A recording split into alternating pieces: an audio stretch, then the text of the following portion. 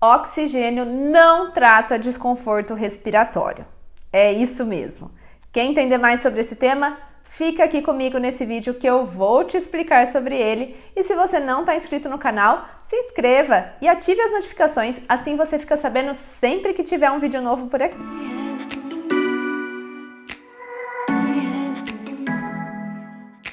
Eu sou Letícia Campos, sou fisioterapeuta, especialista em terapia intensiva neonatal e pediátrica, e nesse vídeo eu quero conversar um pouco com você sobre essa polêmica, né? Eu digo polêmica porque ainda é muito discutido isso, muitas instituições, muitos profissionais ainda pensam que oferecer oxigênio para o nosso paciente vai estar melhorando o desconforto respiratório. Mas eu quero que você tenha sempre em mente que oxigenoterapia isolada, sem uma pressão positiva, por exemplo, não vai tratar o desconforto respiratório. A oxigenoterapia trata hipoxemia. O que é hipoxemia? É uma redução dos níveis de oxigênio na corrente sanguínea. Geralmente, isso acontece quando a saturação periférica de oxigênio está abaixo de 90%.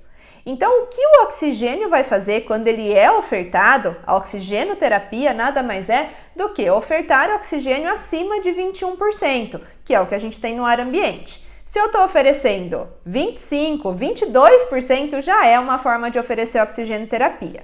E a gente sempre vai aumentando a quantidade de oxigênio que a gente está oferecendo, né, a FO2 ou o fluxo, de acordo com a saturação, para a gente manter uma saturação-alvo desejável para aquele paciente, que vai variar muito de acordo com a patologia de base, com a condição daquele paciente. Numa cardiopatia congênita, por exemplo, a gente não espera, dependendo da cardiopatia, né, numa cardiopatia complexa, a gente não espera que esse paciente sature mais que 90% mesmo.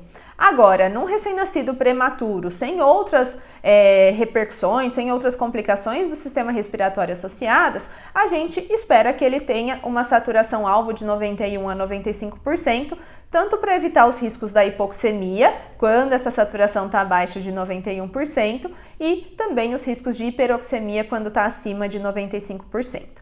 Então, o oxigênio ele vai ser oferecido neste sentido, de tratar hipoxemia, porque ele vai aumentar a diferença alvéolo arterial de oxigênio.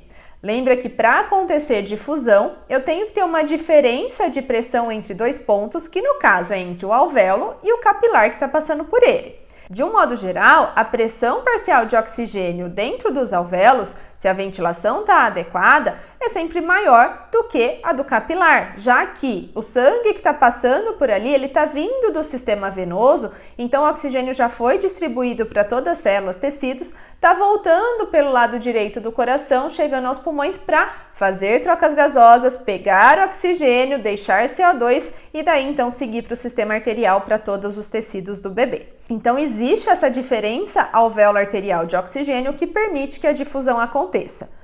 Quanto maior for a diferença de pressão entre o alvéolo e o capilar de oxigênio, maior vai ser a difusão. Então, o que eu faço com a oxigenoterapia é aumentar a pressão parcial de oxigênio alveolar para que assim chegue mais oxigênio até o sistema arterial quando acontece a troca gasosa. É isso que o oxigênio faz. Então, o oxigênio ele não vai tratar o desconforto respiratório do paciente. E é importante falar isso porque os neonatos, em especial, eles podem ter desconforto respiratório por uma série de razões, sem necessariamente ter uma hipoxemia associada.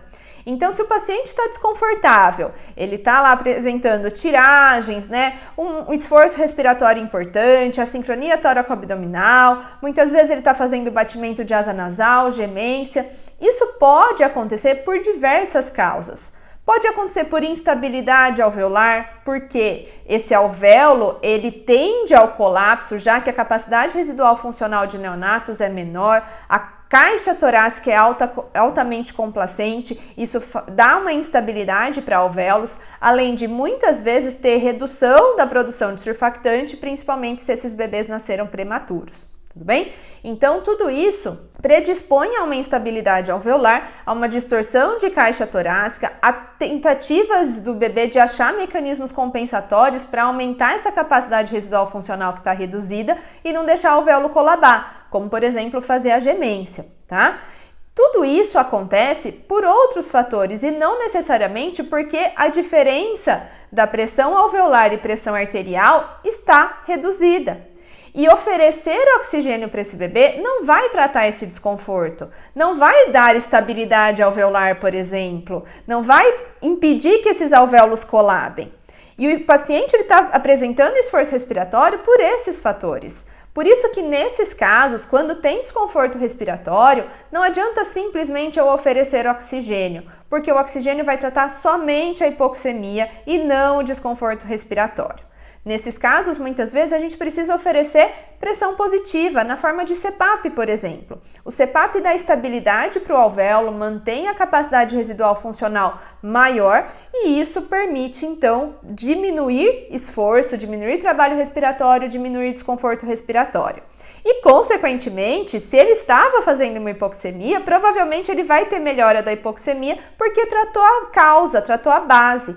Não adianta a gente simplesmente oferecer oxigênio sem saber o que está acontecendo com esse paciente e não tratar a causa daquele desconforto respiratório, tudo bem? Então, se o bebê está cansado, né? A gente sempre ouve falar, nossa, esse bebê está muito cansadinho, vou colocar um oxigêniozinho, um cheirinho de O2 para ele.